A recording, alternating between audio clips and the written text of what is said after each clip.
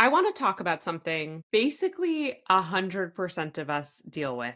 Maybe not 100%. There's probably some exceptions because there's almost nothing in this world that is 100% of people. But almost everyone I speak with has this same struggle, which is imposter syndrome. We all feel like we are not good enough or we're not deserving of charging the rates that we need and want to charge. We feel like people are going to find us out, right? People are going to find out that we are not the most expert person in the world on whatever thing that we are trying to help people with. This has come up in every call. That is 100%. 100% of calls that I've had in the last few weeks, whether it's with a client, a potential client, and just a networking call, 100% of calls somehow have come back to imposter syndrome and how all of us are dealing with it on some level. And since it is so ubiquitous, it just felt like something that needs to be addressed. Imposter syndrome isn't rare. It is kind of like the air we breathe as female entrepreneurs. So let's dive into this discussion. It's super important and something that so many of us are dealing with. Let's dive in. Hey there, beautiful human. Welcome to the Bold Women in Business podcast. I'm your host, Rachel Honeyman, a content marketing, branding, and web design expert and founder of Honey Be Bold. This show is all about helping you build the most successful and fulfilling business possible so you can make a bigger impact in the world.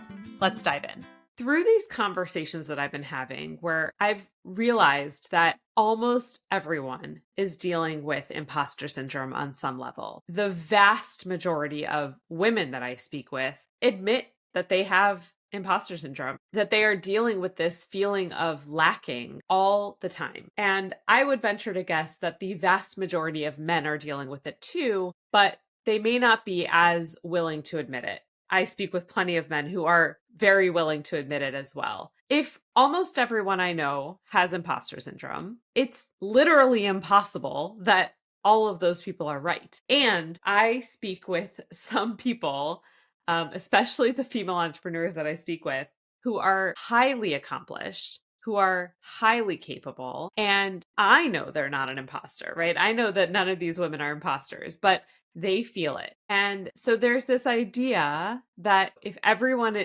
feels like an imposter, it's impossible that all those people are imposters. And so there's a very, very good chance that you are not an imposter. And this is something that I've internalized and said, if everyone around me has imposter syndrome and I deal with these thoughts all the time as well, I'm probably not as much of an imposter as I think, because I can objectively look at my accomplishments, at what I'm capable of, at the things that I know that I'm really good at. And yeah, I still deal with those feelings all the time, but it's an important reminder that I'm probably not as much of an imposter as I think, if most of the people that I speak with are also not imposters. I know that they aren't, even if they feel it. So today we are kind of breaking this lie that we tell ourselves wide open. I want to walk you through how to keep showing up boldly in your business and in your life, even when your brain is screaming, who the hell do you think you are? So let's just start with, why do so many female entrepreneurs in particular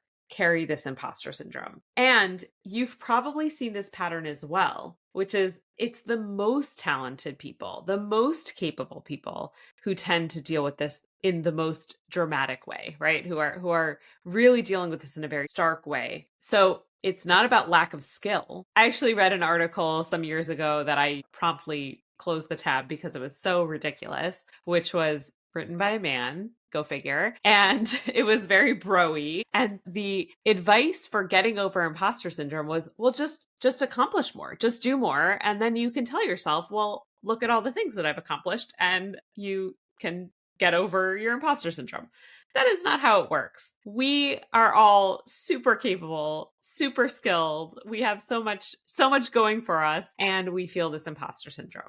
So it's not about lack of skill. It's about really being highly aware, ambitious, and mission-driven, and kind of this feeling that nothing is ever good enough, right? Imposter syndrome is really having high standards and a deep desire to do meaningful work, and knowing that there's always more to do, right? That's the reality. There's always more to do. But there's another layer to this, which is imposter syndrome thrives in vagueness. When we are not clear about who we are, what we stand for, what impact we want to make, and we don't know how to talk about the impact that we know on some level, even if we don't feel it in our kishkas, as they say, right? In our core, we don't feel it all the time. Even if we don't feel it, we know on some level that we have something to offer, right? We have something to offer to our clients, to our friends, to our community, wherever you're trying to make an impact. And when you don't feel confident in the message that you're putting out into the world, imposter syndrome rears its ugly head,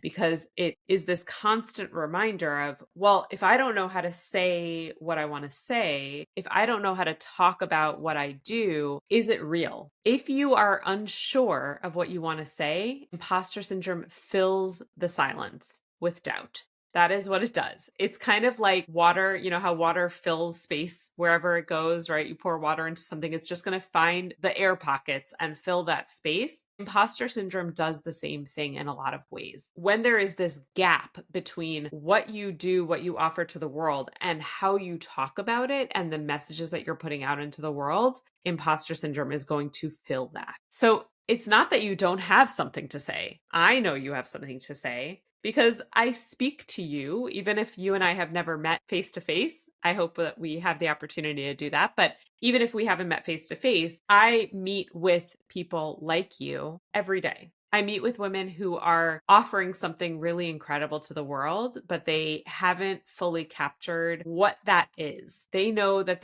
their clients see transformation when they work with them, but they don't know how to capture what that is. These women that I meet with are struggling to build their businesses. They're not getting enough clients. They're struggling to show up online because they haven't fully defined what they stand for. And without clear messaging, it's really easy to spiral into, who am I to say this? And then that spirals further into, well, I just shouldn't say anything at all because no one wants to listen to me. But when your brand is anchored in values and purpose and message, you have something to return to every time your brain tries to talk you out of showing up. Because that's the reality, is that even if you have a really clear brand and you have really strong message and all of those pieces, you're still going to have moments of imposter syndrome. And when you have those messages screaming in your head of don't show up, don't show up, don't show up, when you have this really strong values driven, purpose driven brand, clear messages, all of those pieces figured out, you have something to fall back on. And it's really kind of like this protective wall that holds in your imposter syndrome and doesn't let it spill out in a way that really damages your brand, your business, all of that. Occasionally, pretty often actually, I do kind of like mentorship conversations with newer freelancers, newer business owners, and people kind of earlier in their careers who are trying to figure things out. And I try to help them as much as I can. A lot of times they just want to pick my brain, or they aren't sure about things, or they just have no idea how to get started. And so I'm always happy to have a chat with people in that position. I met with someone recently, a couple months ago, who asked me, Rachel, how are you so confident? And my answer to her was, well, first of all, I have been in this game for over 16 years. So I'm not a newbie. I certainly was not this confident when I just was getting started. But the other piece of it is really comes down to the old adage, fake it till you make it. There is so often, I do not feel confident at all, but I show up with as much confidence as I can muster, because I know that when I fake confidence, I force myself in a way to embody that. And I'm not a fake person, as I'm sure you have figured out by now. I'm a very real person. So I can't lie about that, but there's a little bit of that kind of pulling myself along and saying, I don't feel like I can show up confidently. I feel like an imposter. I feel like I can't do this well, but I'm going to do it anyway. And when I do it anyway, in a way, start to embody it, right? I show up confidently and then I start to feel more confident and it snowballs and then leads to people asking me, how are you so confident, right? And really, ultimately, it does come down to that fake it till you make it. So you can't cure imposter syndrome. I deal with it less than I used to. Certainly, I deal with it less than I used to. And a lot of that fake it till you make it is real. It's very real. And when I chose to start showing up in the world in a way that really brings my embodied brand to life, right? My values, my purpose, all of that, those pieces of my brand, it really brings that to life. And that is bold and confident and all of those pieces. I started just doing it anyway and showing up sometimes really vulnerably and in ways that feel really uncomfortable. But when I started showing up in that way, it started feeling less difficult. And more often than not, I'm able to get through it without that voice, that imposter syndrome voice being super loud in my ear. But we don't cure imposter syndrome. I think all of us continue to deal with it forever. We don't cure it, but we can lead through it. And when you build messaging that is so bold and clear and values driven, it keeps pulling you forward, even on those hard days where you feel like you are the last person that people want to hear from. When you know who you are and what your brand is here to do, that becomes your playbook. And that's really why I built my Bold Foundation offering, which is basically this deep dive conversation that, I've called it brand therapy in the past, where we get really deep, it gets really emotional. We're talking about why we exist as a brand. And what comes out of that is that playbook of who are you as a brand? What do you stand for? And all of that. So I want to give you a quick framework, 3 anchors that you can come back to when imposter syndrome hits, because it's going to hit. I'm not here to tell you, oh, if you fake it till you make it, you're just going to get past your imposter syndrome. No, I think faking it till you make it is an important part of just going through, right? What's that saying? You can't go around, you have to go through. That is really kind of what we need to do because we need to keep showing up. I think it helps, but you're still going to deal with imposter syndrome. So here are 3 things that I want you to come back to. Get out a pen, start a note on your computer, wherever you keep things handy. I would put a Post-it next to your computer or wherever where you will see this, because this is what's going to remind you when you have those moments of doubt. This is what's going to remind you to keep showing up anyway. So number 1 is your why. Who do you serve? Why does it matter? What is your purpose for existing in the world as a brand? And what is the impact that you're trying to make? Number 2 is your core message. What is the thing that you want to be known for and the thing that your audience needs to hear? You know that your dream clients need something from you that you have to offer, and your core message should be answering that need. So what is that thing that you want to be known for and the thing that your client needs to hear? And number 3 is, what is your lived experience? This is just a really important reminder. You don't have to write out every single thing that you've ever done, although that can be a helpful exercise to go through, but it probably won't fit on a sticky note on your computer. What is kind of the core experience that you can anchor to when you're feeling those moments of doubt? For me, I can say I have been doing this for over 16 years, and I know that I've gotten my clients really, really incredible results. Those are things that I know objectively, and I can have all the doubt in the world, right? I can have all the doubt in the world, but that does not stop being true. That is always true.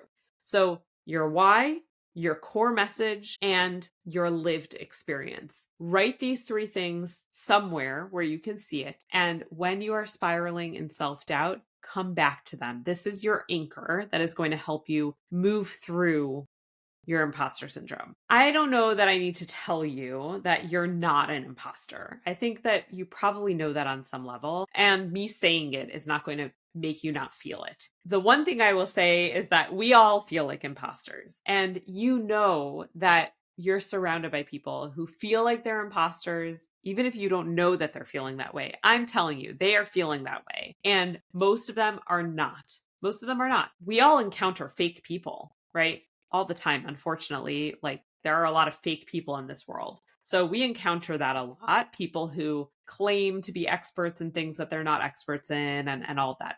But most of the people that you're surrounding yourself with probably don't fall into that category, because those are people that we don't really want to be around. And you are probably not in that category. You have something to offer. And dealing with imposter syndrome in a deep way tells me that you're probably highly accomplished, you're highly motivated, and you really give a damn. You really want to make an impact in the world, and you're just not satisfied. You always know that there's more. And there is something very powerful about that and something very positive about that. But what's going to help you move through that imposter syndrome, what's going to help you show up anyway, even when you don't feel like it, is clarity on who are you as a brand, what is your message, what impact do you want to make in the world, what is your why. If clarity is the thing that you're missing, if those 3 anchors that I gave you, you're not really sure how to answer them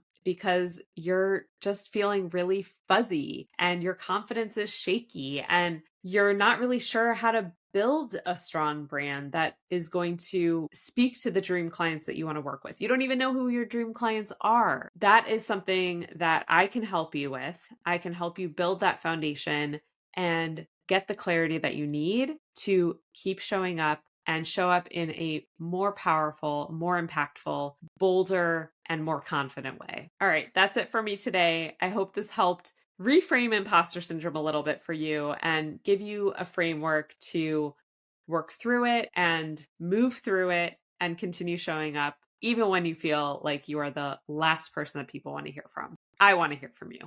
All right, have a good one. All right, beautiful human, that's it for today's show. This show is brought to you by my company, Honey Be Bold, with music by Shmukalele. If you enjoyed this episode, be sure to subscribe on your podcast listening platform of choice. And if you can take 5 seconds to rate and review us, it really helps the show grow. And before you go, if you're struggling to attract and convert your dream clients, be sure to check out my free mini course, 3 Days to Bold Messaging That Converts, and you'll get personalized feedback from me on how to nail your messaging every time. Head on over to honeybebold.com/free. That's HONEYBEBOLD.com/FREE to sign up. Thanks for listening.